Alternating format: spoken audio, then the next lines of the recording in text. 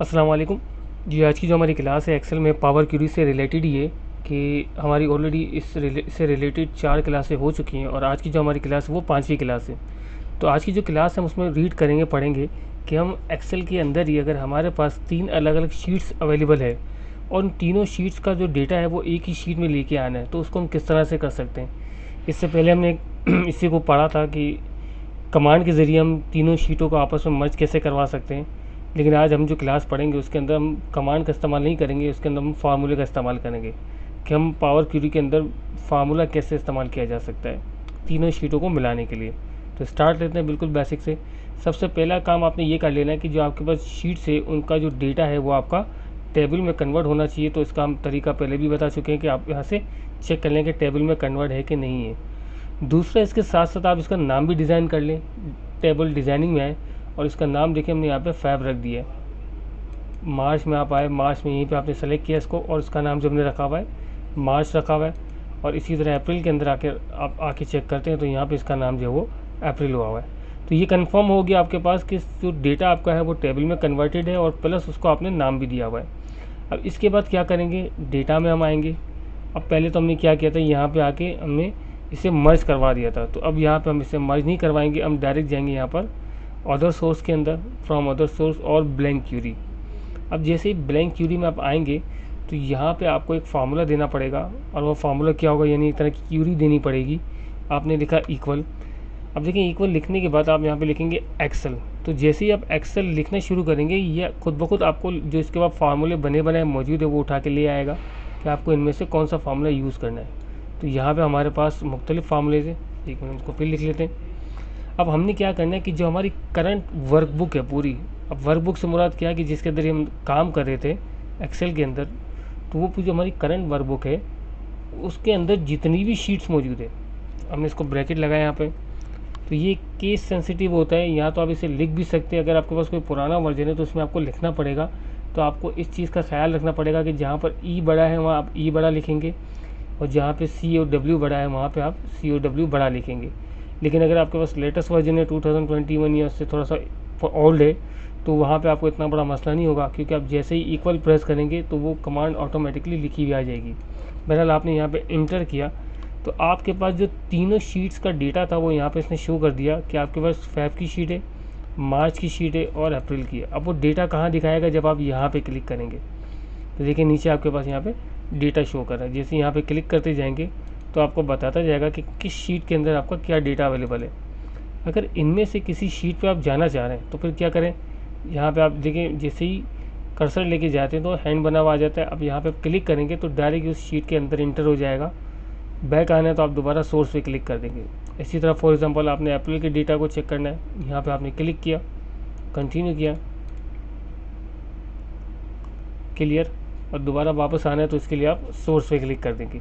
तो ये तो सिंपल ये हो गया कि आपने 3 शीटों को एक साथ व्यू कर लिया, यानी कि देख लिया। लेकिन अभी ये मर्ज नहीं हुई, अब इन्हें आपको मर्ज करना चाह रहे हैं तो यहाँ पर सिंपल से देखिए बना हुआ आ रहा है मर्ज का ऑप्शन। जैसे यहाँ पे आप क्लिक करेंगे तो ये आपसे पूछेगा कि जो आपके पास डेटा है तो इसको मर्ज कर दूं। अगर जैसे ही आप ओके करेंगे तो तीनों शीटों को मर्ज कर देगा। लेकिन उसके साथ साथ एक और काम ये करेगा कि जो आपका कंटेंट और नेम लिखा हुआ आ रहा है इसको ये use original column name as a prefix, तो ये इसको as a original column name ले लेगा, यानी कि हेडिंग ले लेगा। तो हमने इन 2 हेडिंगों को हेडिंग नहीं लेना, जो इसके अंदर डिफ़ॉल्ट हेडिंग्स थी उन्हीं को लिए हेडिंग। तो इसलिए हम यहाँ से चेक हटा देंगे ताकि जो डेट, कस्टमर, टोटल और आईडी जो था वही हमारा हेडिंग रहे, ना कि ये जो नज़र आ रहा है कंटेंट और नेम ये हेडिंग हो जाए। तो इसको आप ओके कर देंगे यहाँ पर और यहाँ से हम कर देंगे इसे इंसर्ट।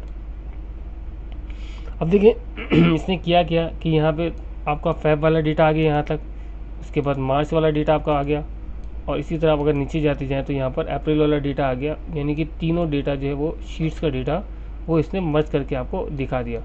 अब सिंपल क्या करते हैं, हम यहाँ पर इसे आते क्लोज एंड लोड टू कर देते हैं तो यहाँ पर एक और नई शीट आपके पास आ जाएगी।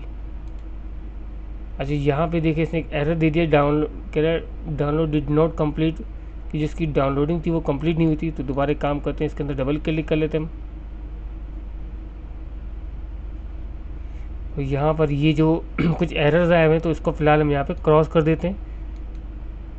तो अब यहाँ पर क्योंकि कंप्लीट क्यों नहीं होती, इसका रीज़न ये था कि जो हमारे पास डेटा था वो बेसिकली अनसॉर्ट हुआ हुआ था, यानी कि सॉर्ट नहीं हुआ हुआ था। वो किस वजह से कि अगर आप यहाँ पे क्लिक करें तो क्लिक करने के बाद देखें कि डेटा टाइप जो है वो इसका क्या हुआ हुआ है, एनी है। इसी तरह इसका डेटा टाइप भी एनी है। तो इन सब का जो डेटा टाइप है वो एनी हुआ हुआ है।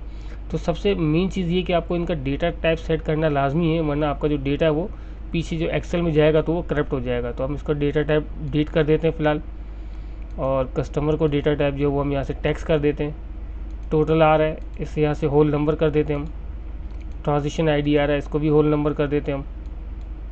और जो नेम आ रहा है इसको वो ऑलरेडी टैक्स ही हुआ हुआ है, तो इसे कुछ करने की ज़रूरत नहीं है आपको फ़िलहाल। ये सब करने के बाद अब हम आते हैं क्लोज एंड लोड करते हैं और रिफ़्रेश करते एक बार। अगर रिफ़्रेश नहीं भी करें तो भी देखिए ये डेटा जो है वो आपका पहले सही नहीं आया था। इसकी रीज़न ये था कि आपने उसका टाइप डिफ़ाइन नहीं किया था। बहरहाल अब हमने इसका टाइप डिफ़ाइन कर दिया और वो सारा डेटा आपका यहाँ पे आ गया। अब इसका फ़ायदा ये कि अगर यहाँ पे पीछे कहीं डेटा आपने एंटर किया नया, तो वो डेटा ऑटोमेटिकली यहाँ पे उठ के आ जाएगा। बस आपने क्या करना होगा, क्यूरी में जाएंगे आप और यहाँ से रिफ़्रेश करेंगे। लेकिन एक चीज़ का ध्यान में रखें कि जब आप इसको रिफ़्रेश करेंगे तो अभी होगा ये कि फ़िलहाल तो आपके पास 29 रिकॉर्ड मौजूद है, लेकिन जैसे आप इसको रिफ़्रेश करेंगे तो इसको डबल कर देगा। एक बार फिर रिफ़्रेश करेंगे तो जितनी बार आप इसको रिफ़्रेश करते जाएंगे वो डेटा जो है वो आपका ज़्यादा बढ़ाता जाएगा। उसका रीज़न क्या है इसको हम बता देते हैं। यहाँ पे एडिट करेंगे, दोबारा इसके अंदर जाएंगे पावर क्वेरी के।